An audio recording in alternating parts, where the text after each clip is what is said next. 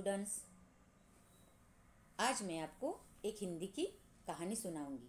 बच्चों, हमारी कहानी का नाम है असहायों की सेवा। आपने परम विरक्त संत स्वामी राम सुखदास जी का तो नाम सुना ही होगा। तो आज मैं ये संत स्वामी राम सुखदास जी की बच्चों एक असली कहानी बताऊंगी। देखो, स्वामी राम सुखदास जी हमेशा कहा करते थे कि जो व्यक्ति मान अपमान की भावना त्याग कर भगवान की शरणागत हो जाता है, उसे किसी भी अभाव की अनुभूति नहीं हो सकती। ऐसे ही एक दिन उनके पास एक साधक आए और साधक ने स्वामी जी से प्रश्न किया, मैं रोजी रोटी के साधन जुटाने में इतना व्यस्त रहता हूँ कि भक्ति उपासना कर नहीं पाता, तो मेरा कल्याण कैसे होगा?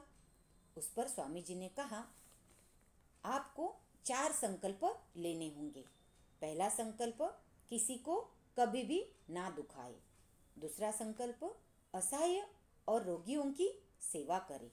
और तीसरा संकल्प बच्चों, सत्य बोले और सवेरे शैया त्यागने के समय और रात्रि में सोते समय भगवान को स्मरण करे। और चौथा संकल्प, कपट, चालाकी और छल से दूर रहे। भगवान हमेशा आप पर कृपा दृष्टि बना के रखेंगे। ऐसे 4 संकल्प राम सुखदास जी ने उस साधक से कहा। कुछ क्षण रुककर उन्होंने ये कहा कि भगवान के प्रति शरणागति नींद की तरह सुगम है।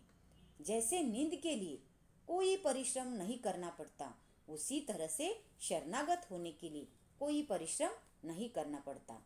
बच्चों, सचमुच वास्तव में भगवान ने सबको अपना स्वीकार कर रखा है, किंतु हम अपनी असीमित इच्छाओं के लालच में पड़कर झूठ, कपट इनके शरणागत हो जाते हैं और यह कहने लगते हैं कि संसार के लिए बिना झूठ कपट के सफलता नहीं मिलती।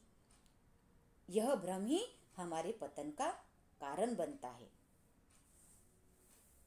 छल, कपटी और दुराचारी को भगवान कभी भी सहन नहीं करता, कभी नहीं सहन करते, जबकि निर्मल हृदय वाले सदाचारी भक्त भगवान की कृपा के स्वतः पात्र बन जाते हैं। और बच्चों, हमारे ये स्वामी राम सुखदास जी ऐसे ही थे। उन्होंने हमेशा असहायों की सेवा की और वो स्वयं ऐसे दिव्य संत थे जिन्होंने कभी भी पैसों से स्पर्श नहीं किया। अपने निर्मल हृदय वाले जो संत थे, उन्होंने कभी भी कोई अपना खुद का शिष्य नहीं बनाया, कोई आश्रम नहीं बनाया, उन्होंने अपना चित्र तक नहीं बनाया। बच्चों, इतनी अच्छी तरह से सच्चे दिल से हमेशा लोगों की सहायता करते रहे। तो बच्चों, हमें इस कहानी से यह सीख मिलती है कि हमेशा अपनी ज़िंदगी में असहाय लोगों की सेवा करनी चाहिए। तो कहानी अच्छी लगी? Very good. तो स्वस्थ रहे, मस्त रहे। धन्यवाद।